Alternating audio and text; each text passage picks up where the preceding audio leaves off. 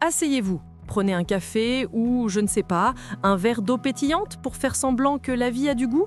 Aujourd'hui, on va plonger dans un film que les gens chics appellent un chef-d'œuvre de sensibilité et que j'appelle le plus grand manuel sur l'art de se compliquer la vie jamais produit par le cinéma.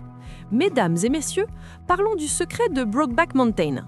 Pour faire simple, c'est l'histoire de deux jeunes hommes qui ont trouvé un job d'été à garder des moutons sur une montagne et qui, par accident, ont inventé le hobby le plus infernal sur le plan logistique de l'histoire de l'humanité, la partie de pêche mensonge. Faisons connaissance avec nos protagonistes. D'un côté, nous avons Ennis Delmar. Ennis est le genre de type qui, si les émotions étaient de l'argent, vivrait d'aumône. Sa palette de sentiments va de légèrement mal à l'aise à profondément mal à l'aise. Il communique par monosyllabes et regard perdu à l'horizon, se demandant probablement s'il a laissé les haricots sur le feu. De l'autre côté, nous avons Jack Twist, qui est l'optimiste incarné.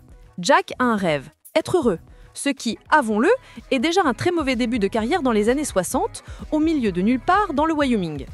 Les deux sont engagés pour passer une saison isolée sur Brokeback Mountain, un endroit si reculé que le seul divertissement consiste à compter les moutons et à espérer qu'aucun d'eux n'ait une crise existentielle. Leur interaction initiale est un spectacle de communication raté. L'un dit « il fait froid, non ?» L'autre répond « ouais ?» et ils considèrent avoir assez socialisé pour le reste de la semaine. La tension n'est même pas encore romantique, c'est la tension de deux types qui ne savent clairement pas comment engager la conversation. La vie sur la montagne, c'est ça. Solitude, haricots en conserve et le bruit du vent. Le terrain de jeu idéal pour prendre des décisions qui vous handeront pour le reste de votre vie. Et une nuit, poussé par l'alcool bon marché et un ennui profond, il se passe l'incident. Le truc.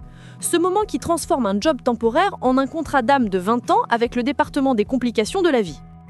Le lendemain, Ennis, fidèle à son manuel de « Comment ne pas gérer ses sentiments », se réveille et agit comme si de rien n'était.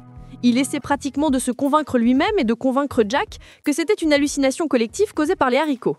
Jack, de son côté, pense déjà à comment caser ça dans son agenda. Et c'est là que naît la tragédie. L'un veut oublier, l'autre veut recommencer.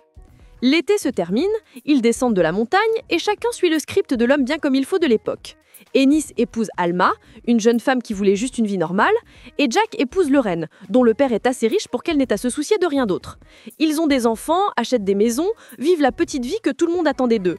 Tout semble normal, sauf qu'ils sont les hommes les plus émotionnellement absents de leur propre mariage. Leur corps est présent, mais leur esprit est resté là-haut, sur Brokeback Mountain, avec les moutons.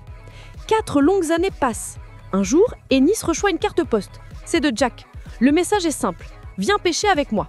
Et ainsi, mesdames et messieurs, naît l'opération pêche, l'excuse la plus durable et la moins convaincante de l'histoire des excuses. Parce que soyons honnêtes, ils ne pêchent rien. Le seul poisson qu'ils attrapent, c'est la patience de leurs propres épouses. Cette partie de pêche devient un rituel. 1 ou 2 fois par an. Ils lâchent tout, inventent une excuse quelconque et montent sur la montagne pour ne pas pêcher. C'est dans ces moments qu'ils peuvent être eux-mêmes, loin de tout et de tous. Le problème, c'est que la vraie vie n'appuie pas sur pause. Pendant qu'ils sont là-haut, à revivre l'été de leur vie, à la maison, les choses tournent mal. Alma, la femme de Ennis, n'est pas stupide. Un jour, elle les voit s'embrasser au pas de la porte, et pour elle, la réalité la frappe de plein fouet. À partir de ce moment, leur mariage se transforme en un silence gênant, une pièce de théâtre où plus personne ne connaît son texte. Jack, de son côté, essaye de convaincre Ennis de tout plaquer et de vivre avec lui dans un petit ranch. C'est le plan le plus optimiste et en même temps le plus naïf du monde. Ils voulaient construire une vie ensemble, mais Ennis est une forteresse. Sa peur n'est pas seulement celle de la société. C'est une peur qui vit en lui, une terreur si grande qu'elle le paralyse. Chaque fois que Jack parle d'avenir, Ennis répond avec un souvenir d'enfance sur quelque chose de terrible qu'il a vu. Et la conversation meurt là. C'est le combat du rêveur contre celui qui a peur de sa propre ombre.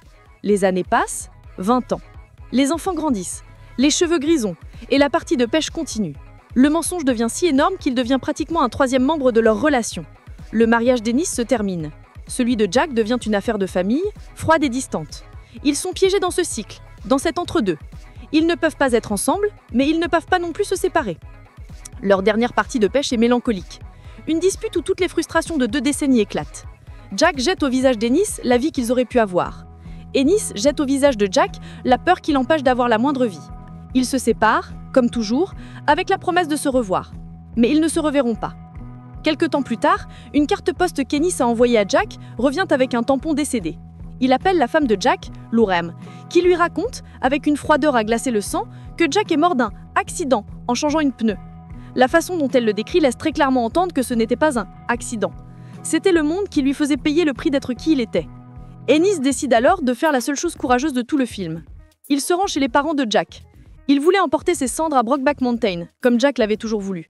Les parents, aussi froids et durs que le paysage du Wyoming, refusent. Mais le père de Jack, dans un rare moment de quelque chose, lui dit qu'il peut voir la chambre de son fils. Et c'est là, dans l'armoire de la chambre d'enfant de Jack, qu'Ennis trouve le secret, le véritable trésor de Brokeback Mountain. 2 chemises, une à l'intérieur de l'autre. La chemise que Ennis pensait avoir perdue sur la montagne, 20 ans plus tôt, était là, enlaçant la chemise de Jack. Jack l'avait gardée, pendant 20 ans. La seule preuve physique de tout cet amour était là, cachée dans une armoire. Le grand trophée d'une vie de secret. Ennis prend les chemises, et dans la dernière scène, on le voit dans sa caravane. Il ouvre sa propre armoire, et elles sont là.